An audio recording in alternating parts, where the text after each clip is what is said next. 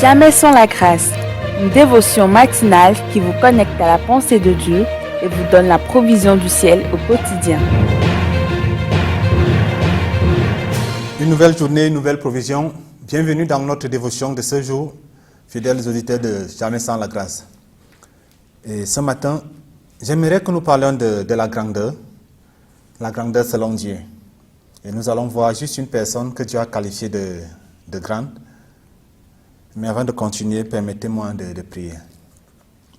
Seigneur, merci pour ce sujet que tu vas aborder avec nous, pour nous amener où toi tu veux. Conduis-nous par ta puissance, aussi par ta douceur. Au nom de Jésus, nous te prions. Amen.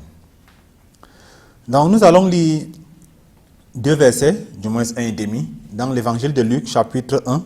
On va lire le verset 14 et la première partie du verset 15.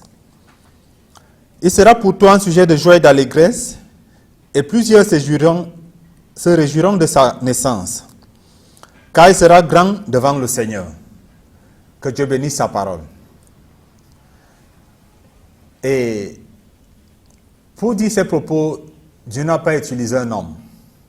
Dieu a envoyé un ange pour parler au sacrificateur Zacharie, qui avait longtemps attendu l'enfant, au point où il avait même déjà désespéré. Et Dieu lui dira que désormais tu auras un fils, et il sera grand devant moi, devant le Seigneur.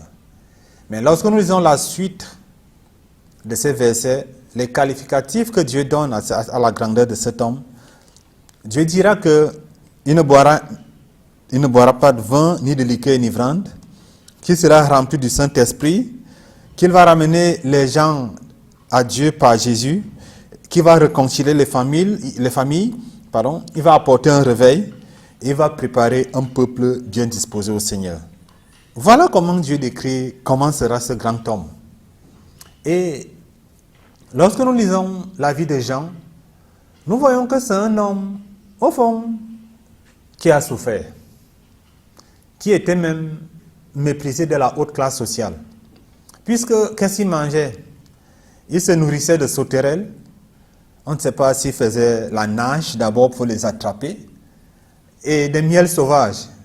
Et là, il devait d'abord vaincre les abeilles avant d'avoir leur miel. Non, il mangeait à la sueur de son front. Il transpirait vraiment.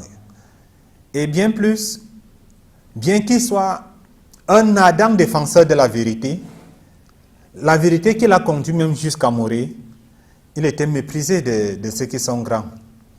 Juste pour avoir dit la vérité à Hérode, qu'il ne devait pas prendre la femme de son frère, celui-ci va le mettre en prison, jusqu'à le décapiter. Il va finalement mourir.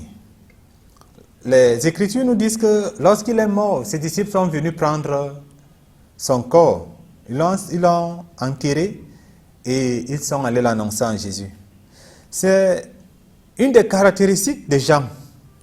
Jean amenait ses propres disciples à Jésus, leur disant « Voici l'agneau de Dieu qui ôte le péché du monde. » Donc, il n'est pas surprenant qu'à sa mort, ses disciples puissent trouver un repère. Celui chez qui aller à Jésus. Et c'est les prémices de notre histoire.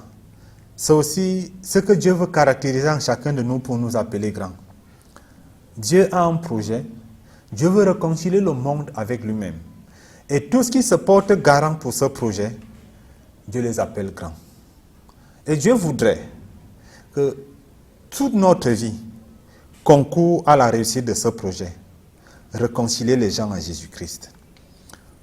Par notre travail, par nos ressources, par notre talent, Dieu voudrait que tout concourt à son projet immense. Son royaume, le royaume de Jésus-Christ tel qu'il lui-même il appelle. Et mes frères et mes sœurs, c'est vrai que dans ce monde, nous avons des besoins, c'est légitime. Dieu même sait que nous avons des besoins. Mais il nous rappelle de chercher premièrement le royaume de Dieu et sa justice. Maintenant, les autres choses nous seront données par-dessus. Et la grandeur sociale est délicate. Parce que demain, aujourd'hui, ceux qui nous étalent le tapis rouge, demain, Ils peuvent se moquer de nous. Ils peuvent envoyer même des gens nous arrêter. Ils peuvent nous ignorer. Ils peuvent nous mépriser. Mais si notre grandeur selon Dieu, elle est éternelle, elle dure pour toujours.